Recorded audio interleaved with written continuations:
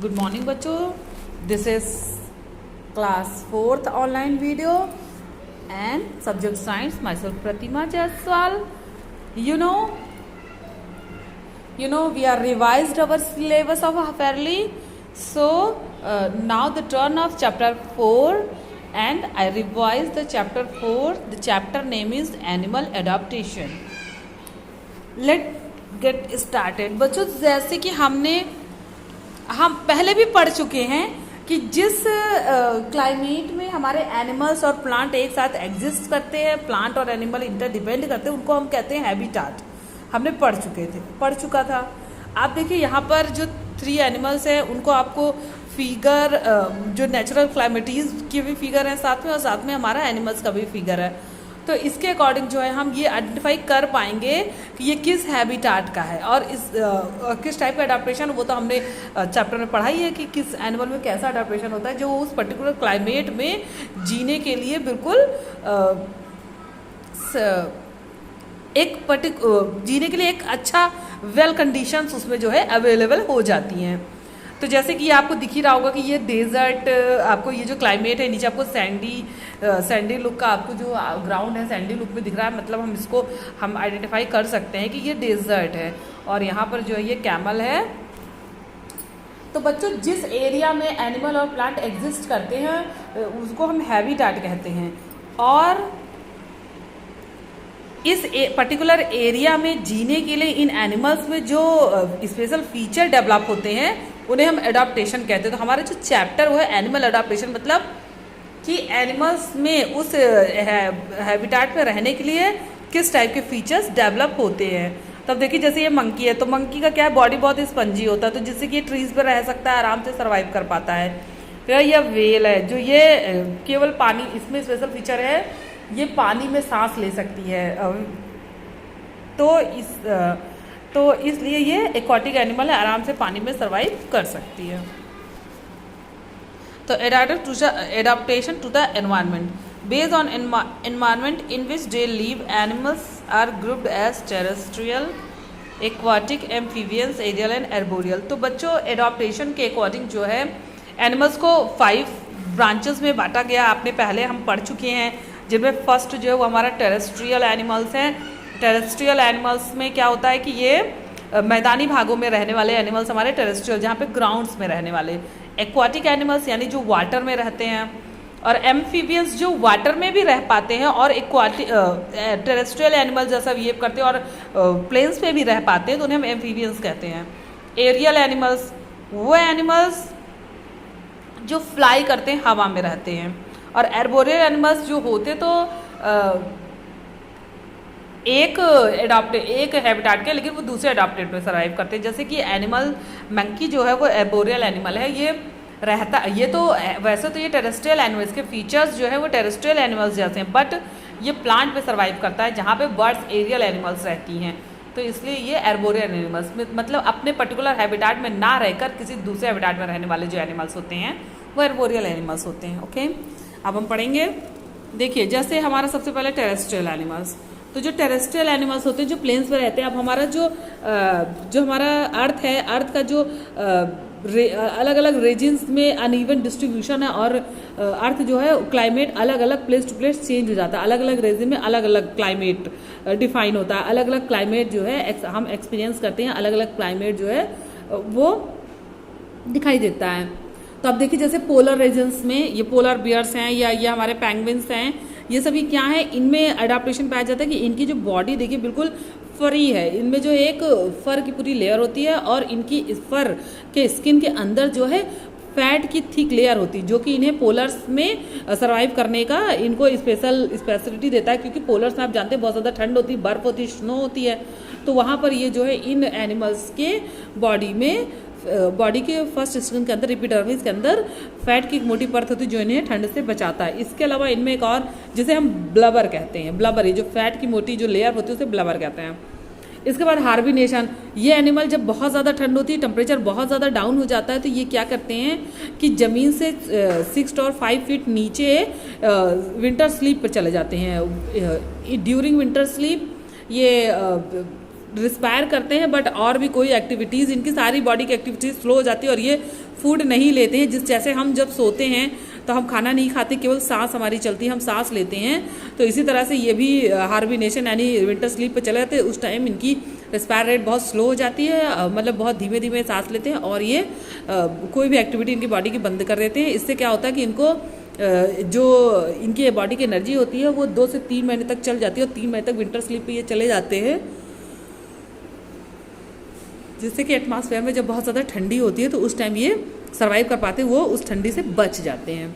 ठीक है, तो पोलर्स में इस टाइप की एडाप्टेशन पाया जाता है। इसी प्रकार डेजर्ट में एस्टिवेशन होता है। ये एनिमल्स जो डेजर्ट में बहुत हार्ड क्लाइमेट में रहते हैं, तो जब बहुत ज़्यादा हार्ड क्लाइमेट होता है तो ये भी ऊँट तो खैर नहीं जा पाएंगे समर स्लीप पे, विंटर स्लीप या समर स्लीप पे इतने बड़े जानवर नहीं जा सकते, उनमें छोटे छोटे जानवर ही जा सकते हैं। आपको बिल्कुल क्लियर कर दूं कि इनमें फर पाया जाता है, उनके स्किन के नीचे फैट की मोटी लेयर पाई जाती है, जिससे कि ये on the ground above the ground he survive कर पाते हैं, जमीन के ऊपर ही रहते हैं, सर्वाइव करते हैं। लेकिन इनमें कुछ जो छोटे छोटे जीव होते हैं, जैसे बहुत छोटे जीव, यहाँ फिगर नहीं है कोई, तो वो जीव क्या होते हैं, वो जो क्रीचर्स होते हैं वो उस एटमॉस्फेयर में सर्वाइव ही नहीं कर पाते। उनकी बॉडी चूंकि बहुत छोटी होती है तो ज़्यादा एनर्जी नहीं प्रोड्यूस करती है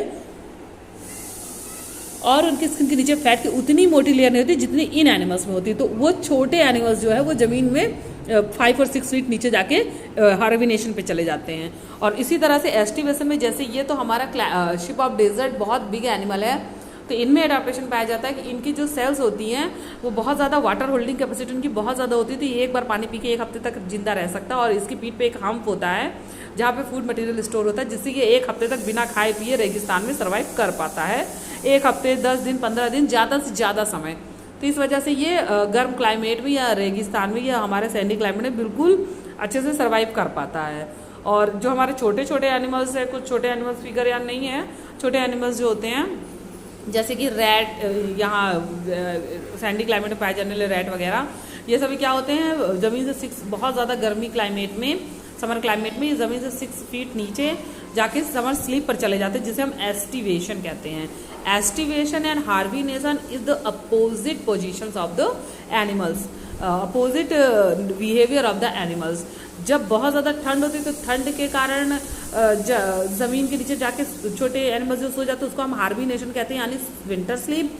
और बहुत ज़्यादा गर्मी के कारण जो छोटे एनिमल्स ज़मीन के नीचे जाकर सो जाते हैं उन्हें हम समर स्लीप कहते हैं, यानी एस्टिवेशन। ओके, नाउ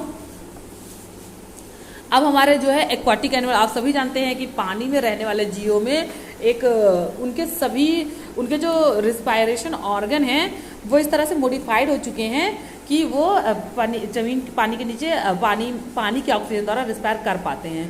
तो ये एक प्रकार का एडाप्टेशन है जिसके कारण एक्वाटिक एनिमल पानी में सर्वाइव कर पाते हैं।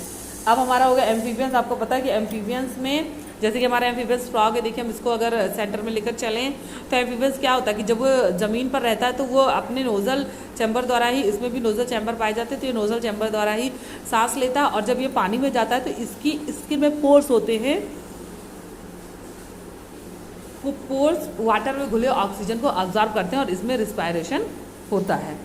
ठीक है, अब एरियल एनिमल्स देखिए, animals that can fly spend their maximum time in the air are called aerial animals. जैसे कि जो हमारे बर्ड्स है या बहुत बड़े पंखों वाले बर्ड्स, इन्हें हम एरियल एनिमल्स कहेंगे। मोस्टली सारे बर्ड्स एरियल एनिमल्स में आते हैं।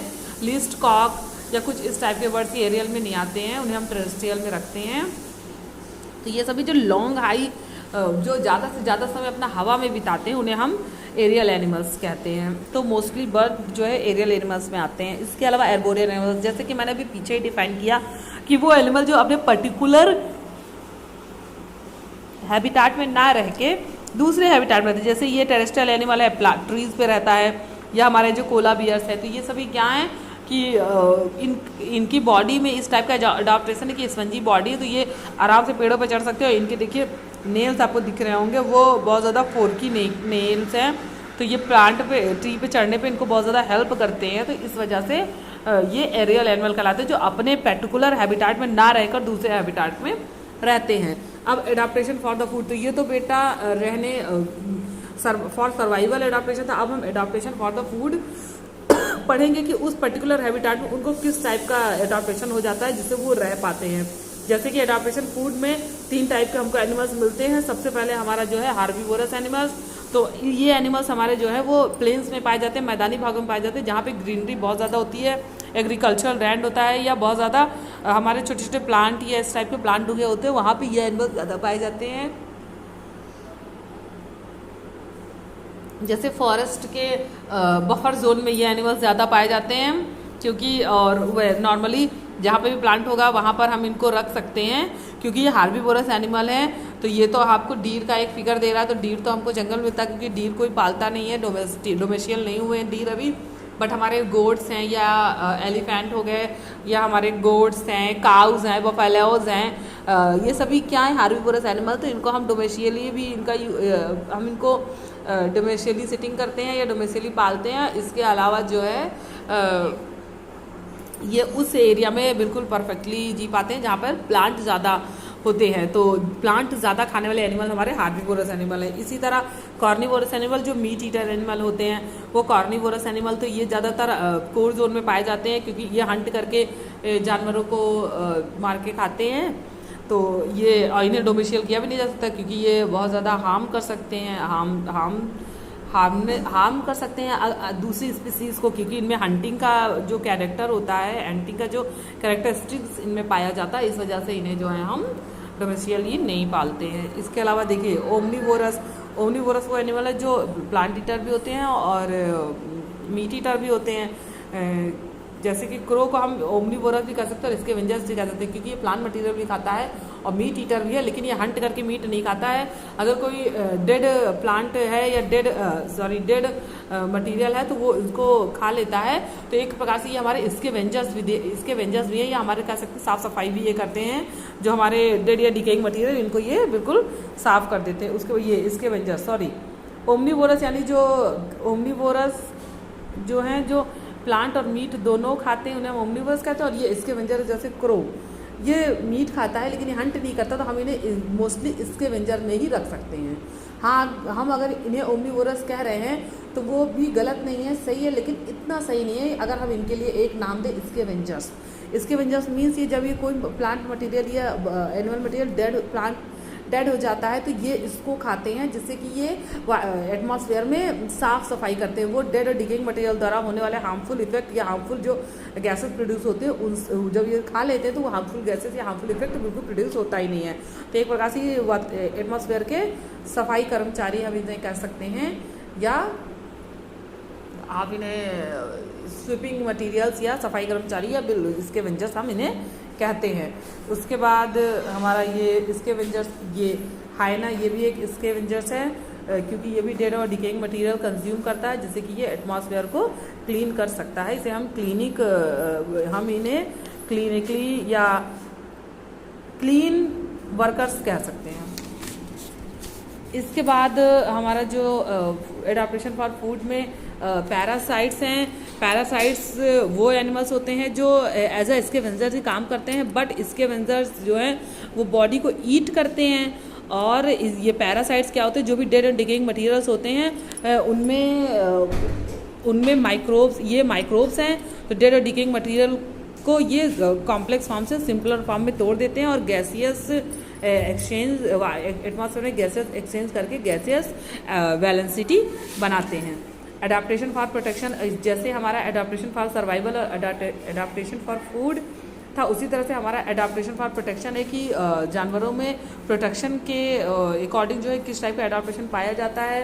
तो सबसे पहले rabbits, deer, fish and mice can move very fast to protect themselves for their enemies. तो ये जो हमारे रैबिट या डीर है, इन सब में बहुत ज़्यादा तेज़ दौड़ने के एडाप्टेशन है, तो ये एनिमीज से अपने आप बच जाते हैं। The thick skin of elephant and hippopotamus help in protecting them for the hot climate. तो जो एलिफेंट या हिपोपोटामस, उनकी जो मोटी स्किन है वो गर्मी से इनको प्रोटेक्ट करती है। तो ये एक प्रकार का एडाप्टेशन। या इंसेक्ट्स लाइक कॉकरोच है, वह हार्ड आउटर, कॉकरोच के ऊपर हमने पीछे भी पढ़ चुके हैं कि कॉकरोच पे एक हार्ड आउटर काइटिन की लेयर होती है, जिससे कि उनके अंदर की जो सॉफ्ट बॉडी वो बची होती है। या शेल्स के ऊपर भी हार्ड, सेल्स या क्रैब के ऊपर भी हार्ड जो है कवर होता है। और या परकोपाइनस पे जो है शार्प स्पाइंस पाए जाते हैं। तो ये सब इनको एनिमी से बताते हैं, एक प्रकार का ये एडाप्टेशंस है। ठीक है। इसके अलावा the characteristics of animal that help them to mix और merge with their surroundings are called camouflage. तो कॉम्फ्लैक्ट बच्चों ये इस प्रकार का गुण है कि जो एनिमल्स होते हैं वो अपने सराउंडिंग से बिल्कुल मिक्स हो जाते हैं, उनका कलर इस टाइप का हो जाता है कि वो अपने सराउंडिंग एटमॉस्फेयर में बिल्कुल मिक्स हो जाते हैं, ठीक है। जैसे पोलर बियर्स है वाइट फर, तो पोलर बियर्स क्या उनके पास सफ़ेद उनकी जो फर होती है सफ़ेद होती है, और वो पोलर रीजन्स पर रहते हैं जहाँ पे स्नो पड़ती है वो वहाँ पर आराम से छुप जाते हैं और एनिमी से बच जाते हैं। इसी तरह टाइगर हैज़ ब्लैक स्ट्रिप्स, तो टाइगर में जो ब्लैक स्ट्रिप्स होते हैं वो फॉरेस्ट में बिल्कुल छुपे हुए दिखते हैं। जैसे हमारे फॉरेस्ट में ग्रीन प्लांट और ब्राउन ट्री है, ब्लैक और कुछ ट्री पर कुछ ब्लैक ब्लैक होता है और डार्कनेस होती है, तो नाइट में तो वो बिल्कुल ही छुप जाते हैं, और डे टाइम में भी वो और उन पे जो येलो स्ट्रिप ब्लैक स्ट्रिप होते हैं उनकी बॉडी येलो होती है, तो वो सनशाइन में भी बहुत कम दिखाई देते हैं, हम उनको अच्छे से आइडेंटिफाई नहीं कर पाएंगे, या उनके एनिमीज भी अच्छे से आइडेंटिफाई नहीं कर पाएंगे। जैसे कि टाइगर हंटिंग करने में बिल्कुल तेज़ी से हंट कर पाता है, क्योंकि जो प्री होता है, जो इसका प्रे होता है, वो देख नहीं पाता है टाइगर को, ठीक है। उसके बाद सम इंसेक्ट्स हैं, तो उनमें क्या है कि वो लीव्स खा के लीव्स के पीछे ही छुप जाते हैं, तो इस टाइप का एडाप्टेशन जो है वो प्रोटेक्शन में आता है, तो इस एडाप्टेशन में आराम से वो बच जाते हैं।